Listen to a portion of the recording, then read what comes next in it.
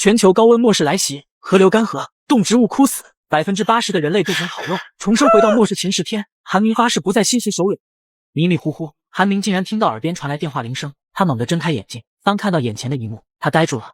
这是我的房间，我不是被吸血鬼丈母娘一板砖拍没了吗？难道我重生了吗？看着熟悉的房间，感受着房间里舒适的温度，韩明眼中满是不可置信。看到旁边的快乐肥宅水，韩明直接一把抓起，狠狠地灌进嘴里。真爽啊！韩明神清气爽地舒了口气，感觉灵魂都升华了。持续30天的高温末世，别说是快乐肥宅水，就算有人当众嘘嘘，都有人张嘴接着。有嘘嘘的人基本都自己享用了，大部分人根本嘘嘘不出来。就这么一瓶快乐水，足够一个女明星迈开腿了。韩明又连灌了2瓶快乐水。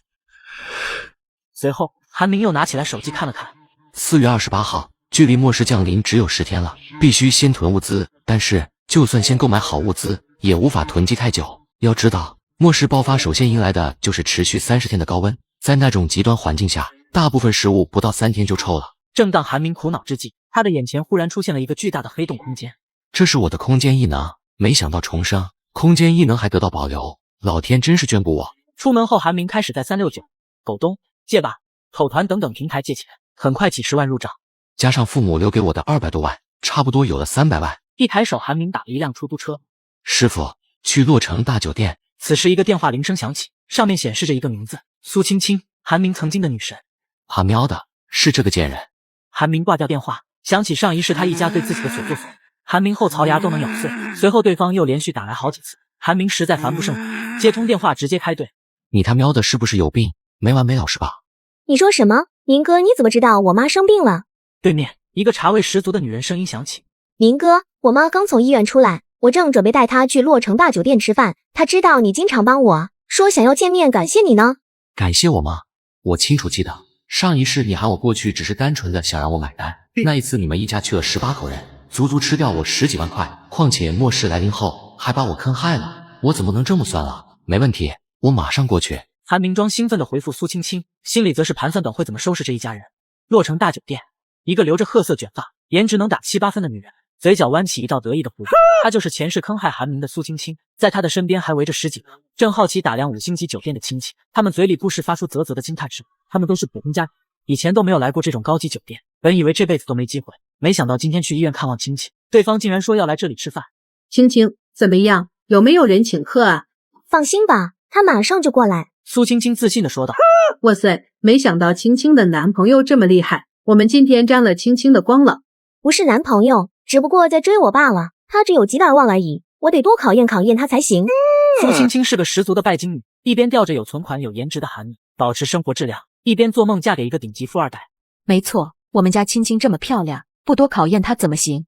苏青青的母亲李冬梅也很得意，显摆地对亲戚们说道：等会你们随便点菜，她要是这点钱都付不起，做梦都别想娶我女儿。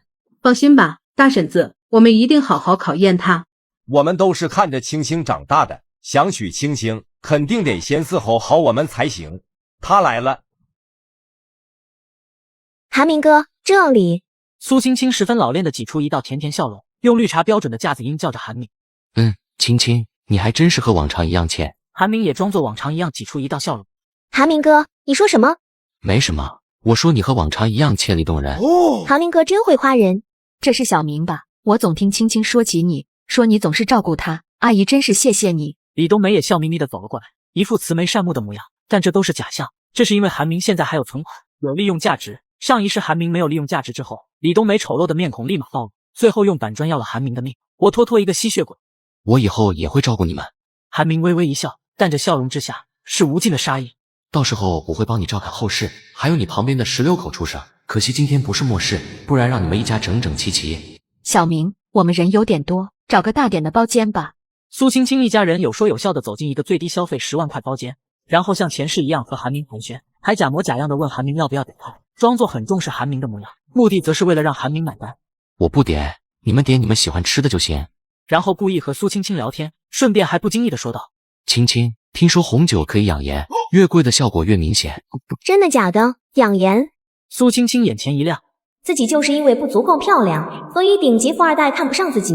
然而我自己丑是没喝红酒，自己以后必须常喝才行，到时候肯定能傍上富二代。不过他脸上还是笑盈盈的夸奖韩明。韩明哥，你真是知识渊博，我好崇拜你啊！小明真是年轻有为，谁能嫁给小明，真是上辈子修来的福气。还等什么？快点红酒，一人一瓶，大家都养养颜。李冬梅听到红酒养颜，越贵效果越好，一张嘴咧到网红，几万块一瓶的红酒，18个人直接一人一瓶，他根本没觉得贵，因为他从头都是打算让韩明付钱，所以根本不心疼。最后一桌下来，饭菜酒水价值50多万，比上一世还贵了好几倍，真是贪心。随后韩明又像前世一样，准备提起交往的事情。青青，你打算什么时候交男朋友？韩明，你怎么不吃？快吃啊！还没等韩明说完，李冬梅就佯装客套的招呼韩明吃饭，实则是盖过韩明求交往的话题，和前世一模一样，即使是50万也打动不了他。我不饿，你们多吃点。韩明含有深意的笑了笑，随后一言不发。这么多好吃的，少个人吃我就能多吃一点，我巴不得你不吃。我当然不吃，因为我一开始压根就没打算付钱，重活一世，我怎么可能继续当人打头？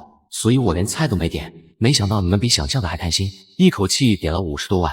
我上个厕所，大家先吃。随后韩明直接离开酒店。50万，看你们怎么结账。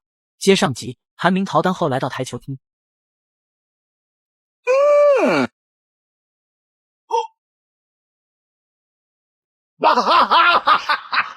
此时韩明电话响了起来，来电显示苏青青。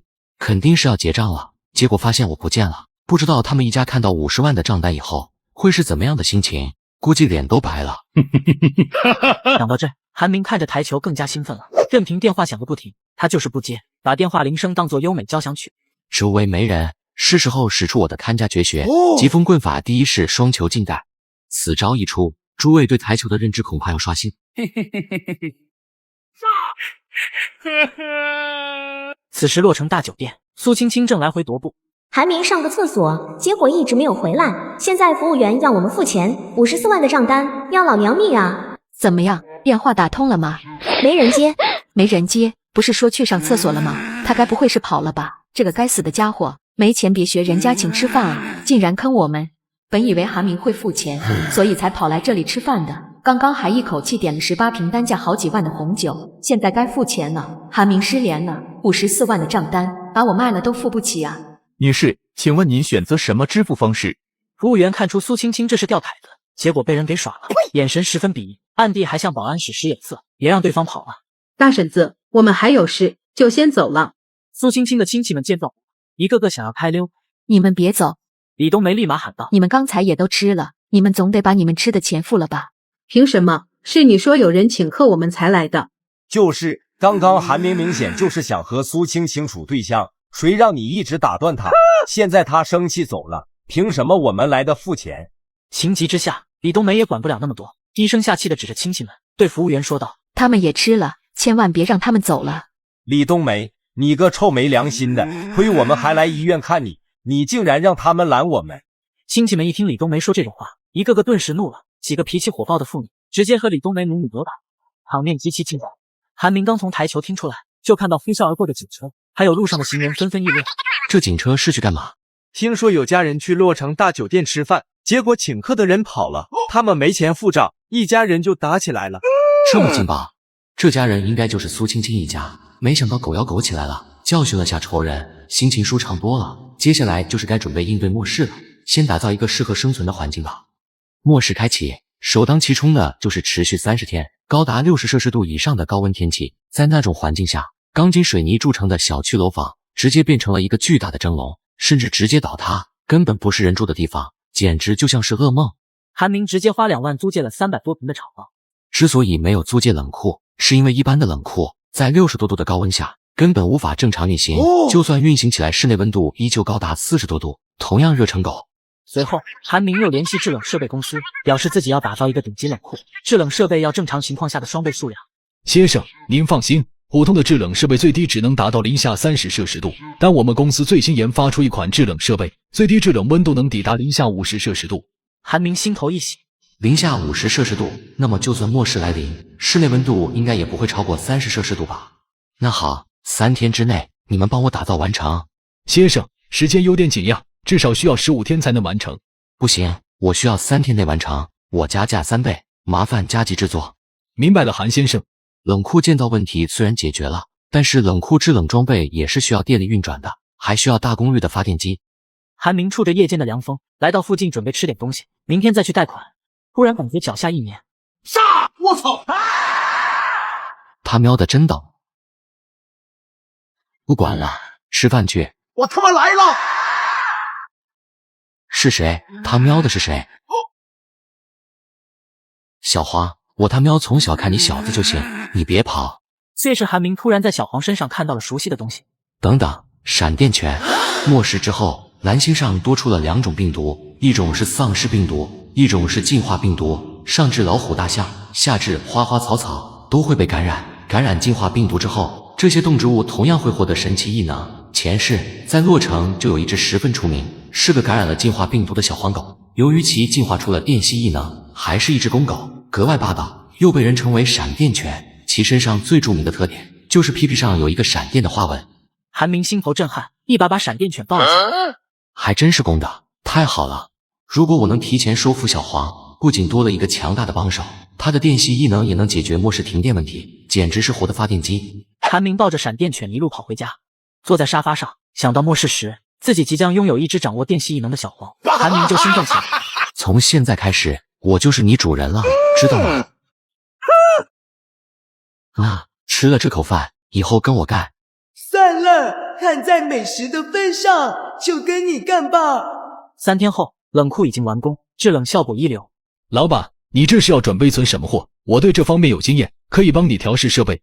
此人是制冷设备公司的经理，有意无意地打探韩明囤什么东西。韩明瞥了他一眼。你知道狗为什么不抓老鼠吗？因为狗不吃老鼠。王强有些疑惑，等韩明走远，他才反应过来。他喵的，敢说老子多管闲事？行啊，横什么你不说我就不知道了吗？王强看着韩明离开的背影冷笑。接上集，韩明收服闪电犬小黄后，花费几百万打造了制冷效果一流的。随后找来一家安保公司，让对方基于自己的冷库设计一套防护设施。韩总，打造房间是没问题，只是您这个冷库存在很大的安全隐患，很容易遭窃。你这是什么意思啊？您看这边，在这个设备的后面有一个隐形的铁皮门，这道门可以在冷库外面随意打开。这肯定是那个制冷设备公司的王强故意留下的入口，想要进来盗窃。谢谢，你们明天再来进行施工吧。接着韩明又直接订购了价值1000万的矿泉水，合计下来大概有2000万瓶，定金100万。卸完货，韩明并没有着急离开，而是偷偷地躲在冷库里面等待一些东西。果不其然，在凌晨的时候，冷库外面传来窸窸窣窣的声音。我今天看到有东西送进来，那家伙搞得那么神神秘秘，肯定是什么好宝贝。进入冷库后，王强来到物资旁边。这怎么可能？那家伙花几百万打造冷库，就为了囤矿泉水，傻缺吧？忽然，王强感觉背后一凉，好像有一柄匕首抵在了自己腰间。放心，王经理，我会给你个痛快的。韩明，你怎么会在这？我的冷库，我为什么不能在这？倒是你，竟然给我的冷库设置隐藏入口，你说我是一下给你个痛快，还是慢慢折磨你好呢？大哥，饶了我，我可以给你赔偿你的损失10万，不对，20万。我缺你这点钱吗？别，100万，我把定金全退给你。你貌似也只是一个经理，不是老板，竟然有这么多钱。韩明有些诧异，这些都是以前偷来的，曾经联合施工队帮别人建设仓库时预留隐藏窗口，事后再进行盗窃。听到这个消息，韩明眼前一亮。都有哪些仓库？洛城比较大的仓库，我们都有参与建设，像是汇永超市、洛城大酒店、洛水矿泉水厂等等。王强并且还提供了施工，能够轻易避开监控录像。这么多大型仓库，物资价值绝对超过100亿。如果自己能够偷偷潜入，把所有物资装进空间里，那么将来末世一辈子的物资都不用愁了，不，10辈子。把这些仓库的布置图以及隐藏入口全都告诉我。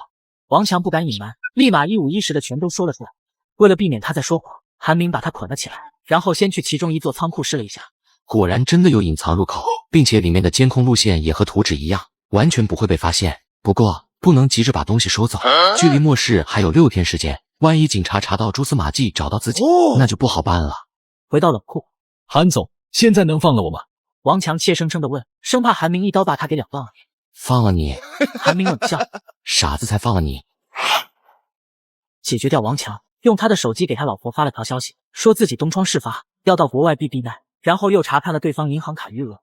好家伙，3000多万，这家伙可真够贪的，留几百万给他老婆，这样他老婆就不会多想，也不会因为王强失踪而报警，剩下的2000多万全部纳入自己口袋。接着韩明把物资和王强一起扔进空间黑洞。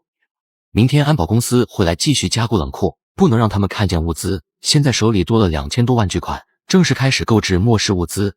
我先是去购买了几台大型发电机以及燃料，接着购入各种各样的衣服，西装、工装、女仆装、皮衣、皮鞋、黑丝、小雨伞等等，先来100套。囤积了大量药物、感冒灵、6味地黄丸等等，又买了各种工具、骨头、铁锹等等。接着买了生活用品，牙刷、牙膏、空调、洗衣机、电脑、游戏机等等。末世之后可能要出远门，所以还去买了一辆民用装甲车，轮胎都是防弹的。至于食物，王强说的那几家仓库里根本不缺，毕竟那几家超市可是要供给洛城上千万人日常生活的，像什么牛排、红酒、帝王蟹应有尽有。剩下唯一要准备的也就是武器了。普通武器遭到围攻，根本没有活路，看来必须出趟国，前往东南亚。韩明正想着，房门突然被敲响。韩明过去开门后，来的不是别人，正是绿茶女苏青青。你来干什么？韩明哥，你上次怎么忽然走了？我打你电话也不接。我工作忙。哥哥，你家好整洁，我最喜欢爱干净的男孩子了。哥哥，你订机票是去旅游吗？是的。你能带人家去吗？人家可以照顾你的，也不会乱花钱。这次你订一间房就好了。苏青青立马说道，并且还暗示两人要住一间房。韩明脑海里忽然冒出一个念头，随后咧嘴一笑，可以，把你妈也带上吧。不好吧，我妈年纪大了，身材也有些走形了。我是说带她去旅游。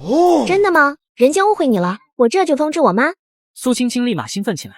看来韩明上次应该是真的有事才离开，况且洛城大酒店花费54万还没给我报销呢，我欠了一屁股债，还想让他帮我还。来到东南亚，身份证护照给我，我去给你们订酒店。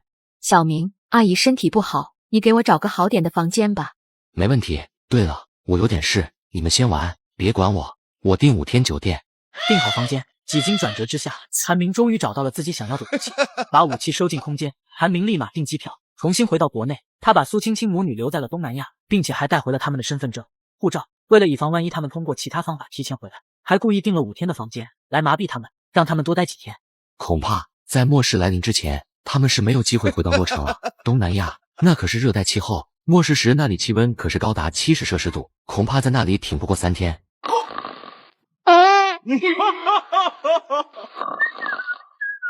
接上集，距离末世来临只剩最后1天，韩明的冷库彻底改造完成，外表看起来平平无奇。进入里面别有洞天，客厅、农场、浴室、健身房、监控指挥室等等应有尽有。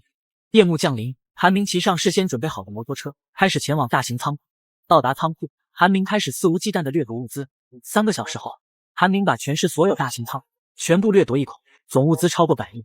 第二天，早间新闻也报道了一起重大盗窃案，但是5座大型仓库超过100亿的货物，一夜之前全部被盗，作案手法极其诡异，警方正在进行调查，暂未发现线索，紧急插播。预计中午12点，在距离蓝星1公里外的地方，2个大型行星可能发生碰撞，届时人们会感受到短暂的闪光，请大家不要慌乱。不过，这条新闻并没有引起多大关注。中午12点，卧槽，什么情况？白天也闪电？这闪电不止240V 吧？这么闪？白痴，没看新闻吗？这是2个大行星碰撞发出的光线。啊，这关系到我月薪3000吗？基本没有人把这当一回事，因为以前也有这样的新闻，所以都只是以看热闹的心态对待。几分钟后，全球温度在这一刻急速升高。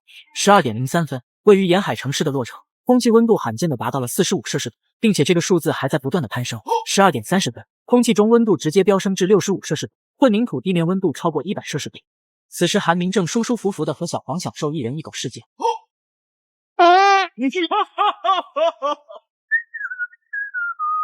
小花，我刚才梦见吃榴莲了，臭臭的，好冷。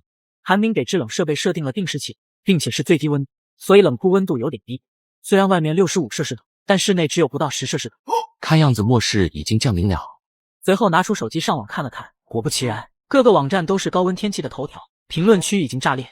本来在搬砖，搬着搬着，发现砖头烫手，手都起泡了。感谢高温，刚刚和女神约会，高温让她脸上的腻子化了，没想到我女神竟然长那逼样，酷了。本来要月考了，结果学校通知放假，我爱高温。这会不会是世纪末日？我要不要囤点物资？可是外面好热，我都不想出去买菜了。世界末日影响我月薪3000吗？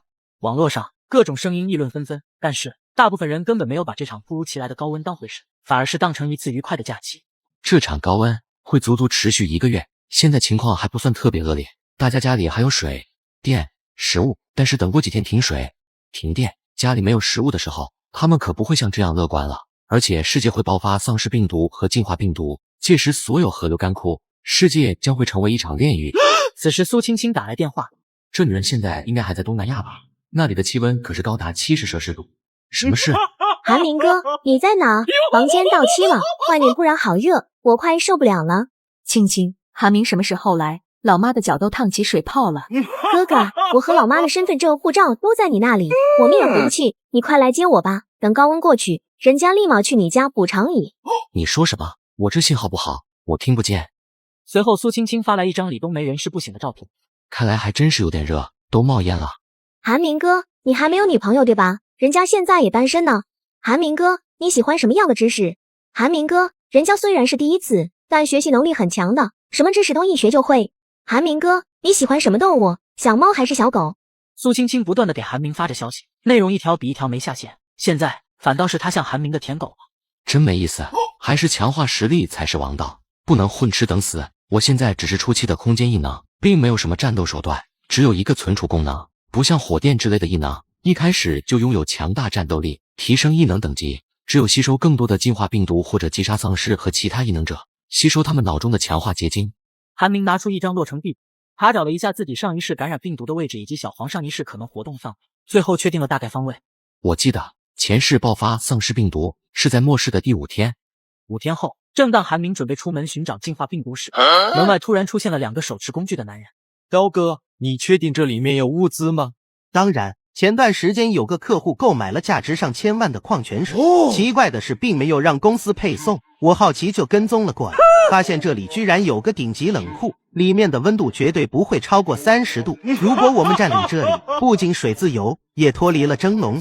我他喵30度，那这里面不得凉快死，那还等什么？把他的大门赶紧撬开。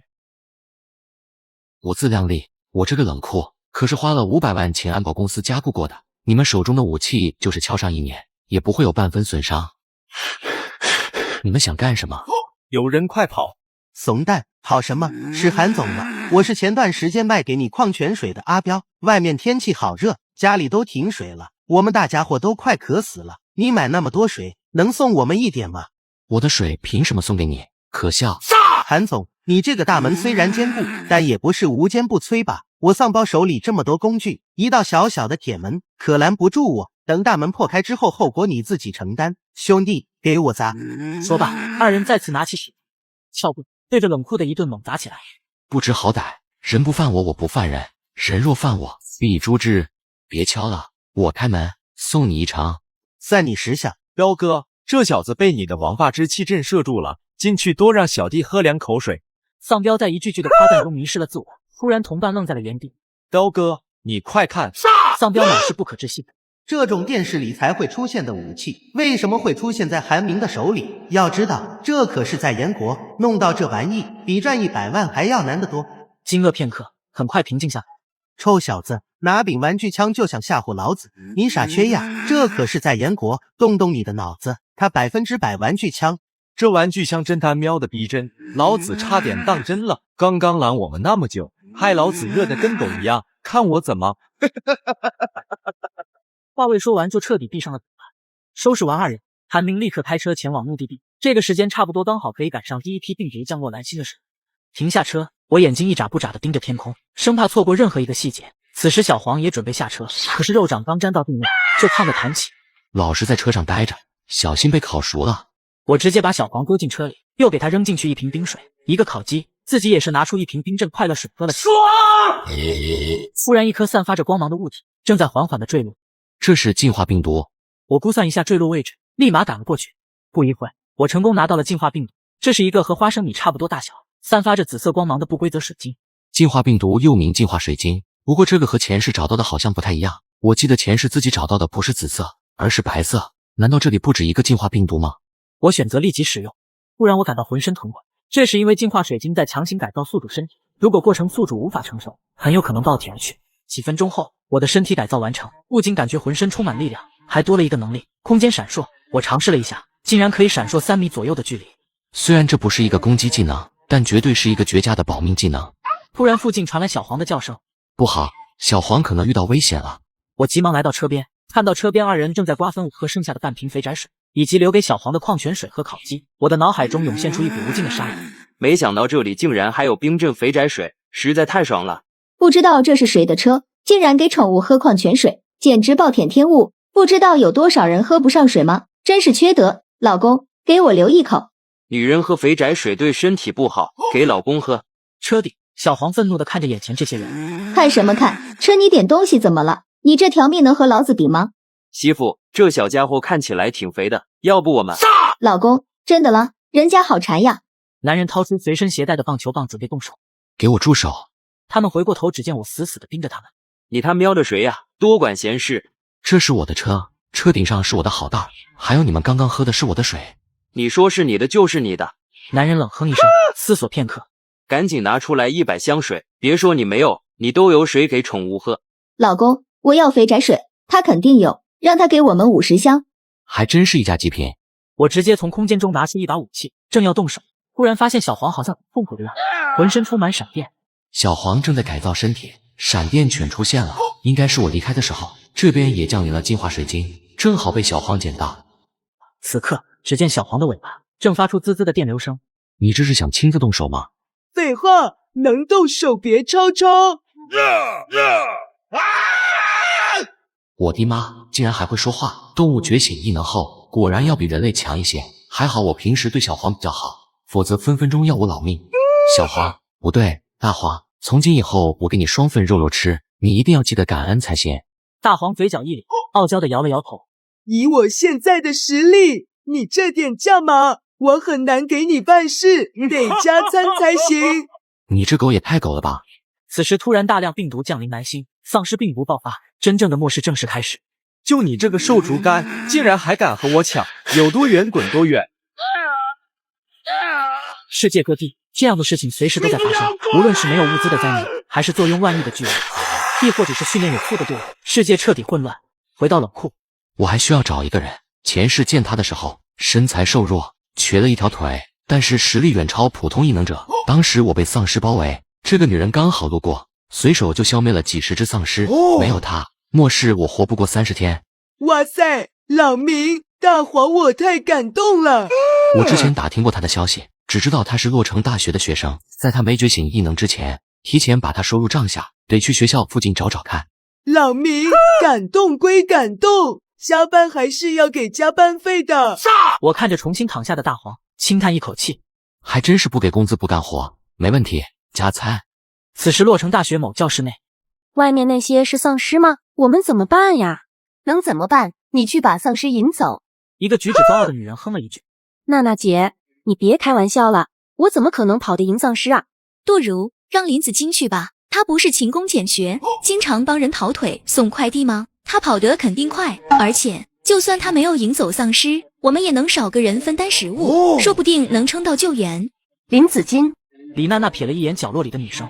无父无母，穷鬼一个，每天兼职弄得身上臭烘烘的，害得我每次都要喷香水。还是一个心机女，总是一副与世无争、小白花的模样，引得学校的富二代都关注她，不关注自己。明明自己长相、身材都比这个土狗好，主意倒是不错，很好。林子金，经过我们3人的商讨，决定交给你一个任务。现在我们都被困在这，总不能一直等死。平时就你跑得最快，你去外面把丧尸引开，给我们创造逃跑的时机吧。